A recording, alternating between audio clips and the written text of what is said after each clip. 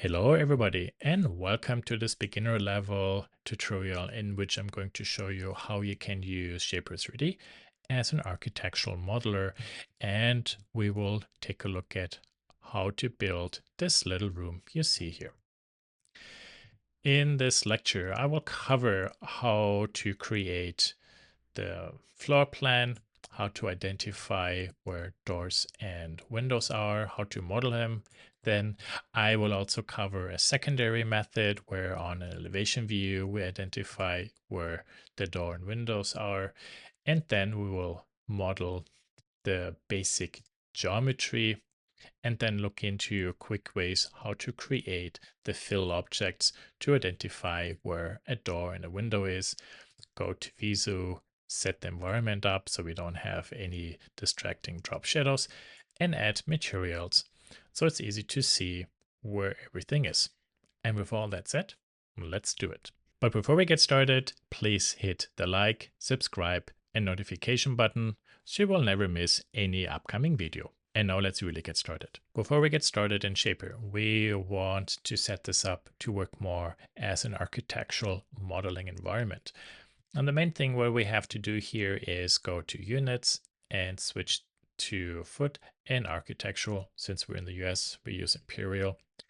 And what this does now is any length you have will be broken down into the equivalent foot and inch segment. So if you have a line that is 13 inches long, it is now shown as 1 foot, 1 inch. By the way, you can always switch between them. So you could work in meters, and then when you go to foot, whatever you created in meters then will be displayed in foot and inches. This is just really only a display format. It makes it easier for architects to read and understand, or people in the construction industry.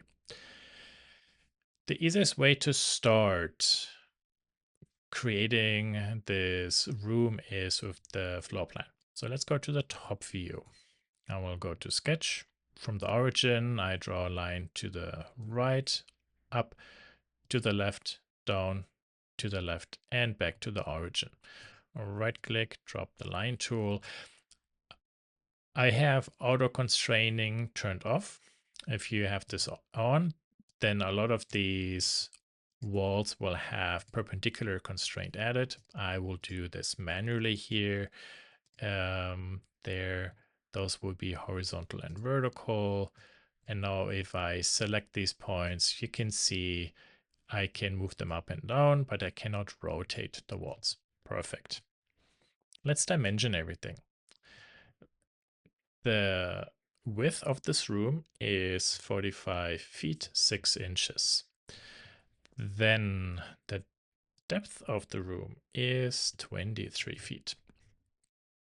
This opening where a door will be 3 feet, and then this is 5 feet 6 inches.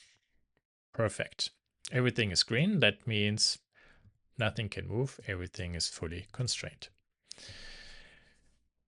What I have to do now next is define the walls. Everything is an interior wall besides the line on the right side. That is actually an exterior wall. So I will go to say offset. We have two different options, chain and single. You can actually start with chain. So the whole thing I will offset by 5 inches. Very good. And then this line here, I can't move. I delete. Then I draw in a new line. Make sure this line is vertically constrained. And then give this a 9-inch distance for exterior wall, because exterior wall has interior wall plus the exterior treatment, insulation, etc. So that is kind of done. Perfect. Now we need to tell the software where we want to have doors and windows. And there are two ways. One way is you draft this into your floor plan, what we do first. And then also you can select a wall, and on that wall you draw where window and door openings should be. So let's start with on the left side with the line tool. I will just draw a line there and there, one there, and one there. Perfect. These lines, by the way, they should not rotate. So I will select them and make sure they're horizontal or vertical.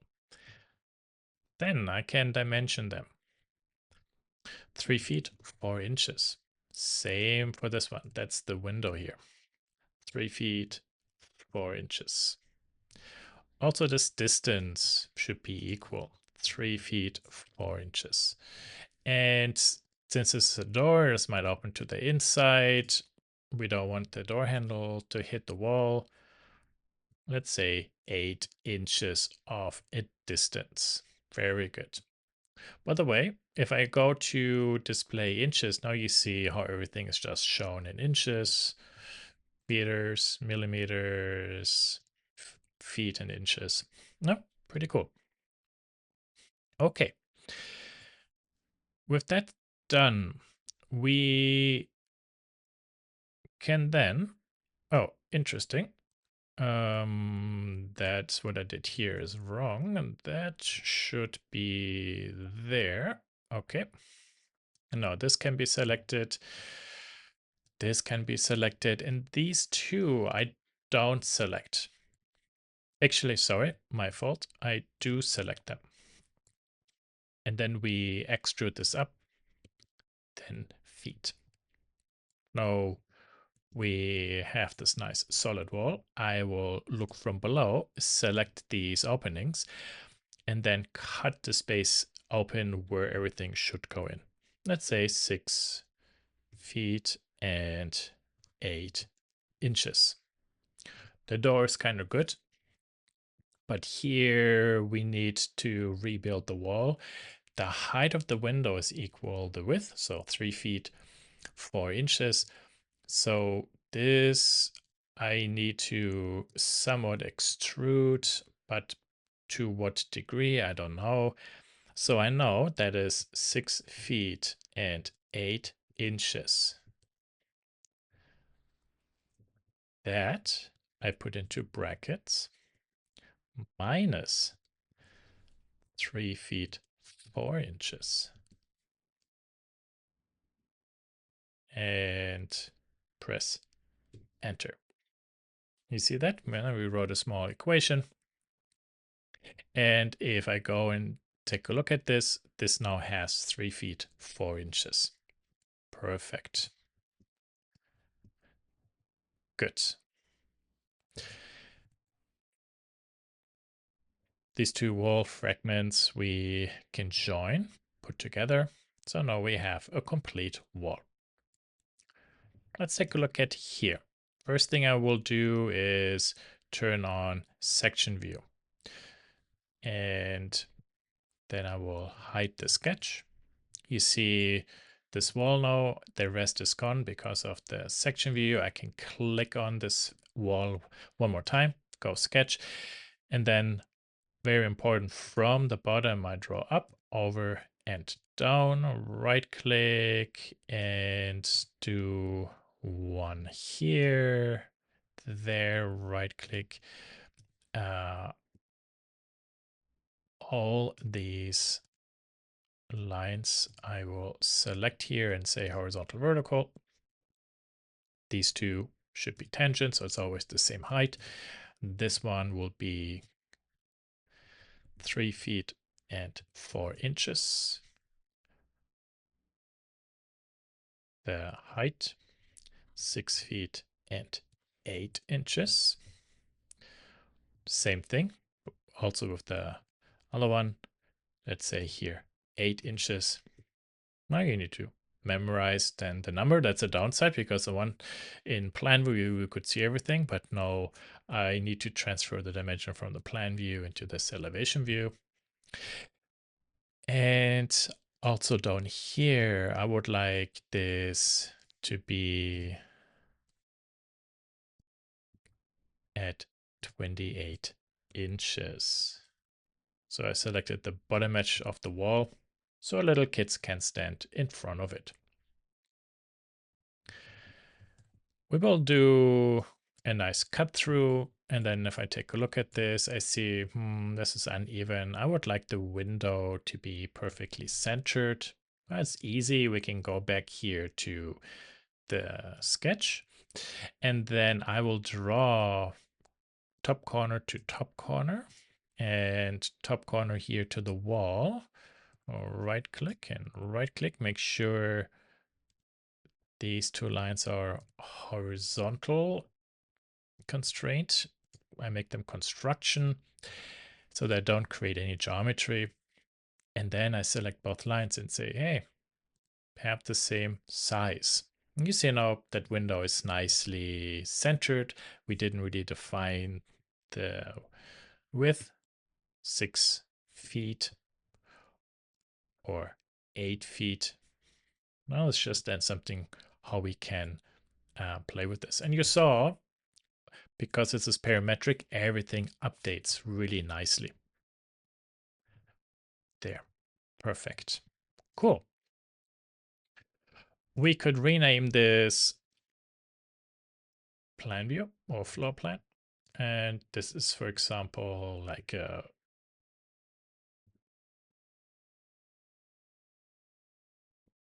wall elevation. Currently, I don't know which direction it's facing. It's not really as important, but you see it this way, then we can tell what everything is. Well, this walls. We might need also to have the foundation. In this case, no, I will select everything in the sketch and push it down 1 foot. And we can call this foundation. Bonk. Perfect. Beautiful. Okay. So how do we now put in placeholder geometry for the window and door so people understand what it is, how the doors open? Let me show you. It's pretty simple. We do very simplified geometry. So I selected 2 faces and just hit loft and fill in the empty spaces. There and there. Oops, wrong comment. There. Then I will select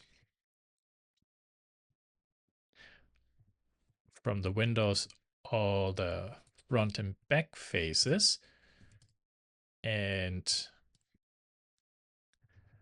with the door the same, plus the bottom face.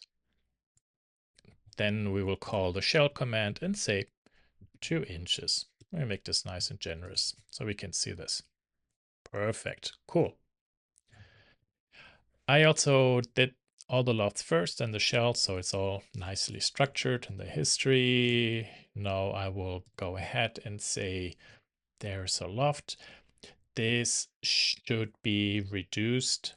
By the way, I will go back to inches, so now I can see this display just in inches, and the total to the selection should be 4 inches.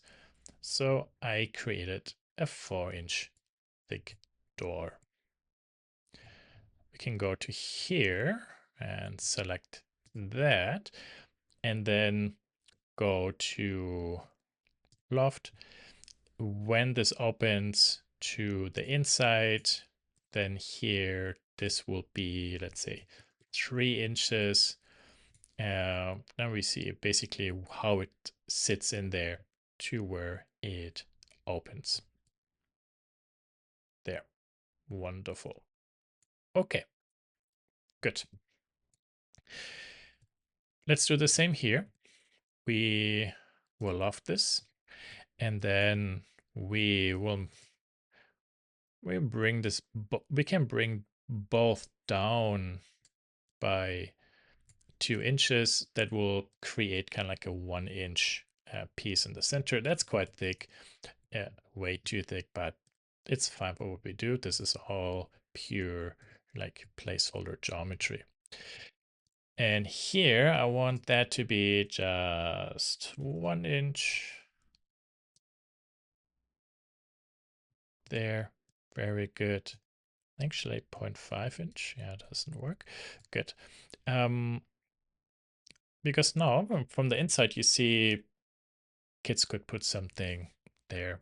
Look out. Very good. Yeah. Okay. So we have the wall, we have the foundation. All these if we want, we could put also into a folder, rename it. Maybe here I will call this one no doors, windows. So it's just easier to select. The sketch goes into there. Cleaning this up. Perfect. And if we go now to a top view, you can see we can look straight down onto that space. We have a new section cut tool. So if I go to the section cut, you see how I can rotate and cut through the space. Pretty awesome, actually. Okay, to finish this, let's go to the visualization. We can go to environment, go to walls based on how we want the background to look. We have a very strong drop shadow here. That doesn't really make much sense because technically speaking, there is a ceiling on top. So what we can do, however, is here with the sun elevation, we switch this to 90 and then actually it goes straight down. There we are. This is a pretty big gray blob that makes it somewhat difficult to read. If we darken the environment, now it still remains a pretty gray blob. Well, we can now assign different types of materials to it, for example, to make this easier to read. Here in Shapr, let's say we work with glass. So I put glass onto that and there. Very good. We have stone, maybe a concrete or something. What you see in a common issue is how things quickly can tile. And when we use not plastic. I wanted to, oh yeah, here, standard. So if I double click this one, I can also make, for example, just that color a little bit grayer. If I double click the wall, I can make the wall a little bit grayer. And you see then this way already we are starting to create a different hierarchy how this looks there. Okay, very good. Perfect. Okay, so you see that is kind of like one of the very easy ways quickly how to draft such a room in Shapr3D and then adding some basic colors to it to identify also the individual architectural elements.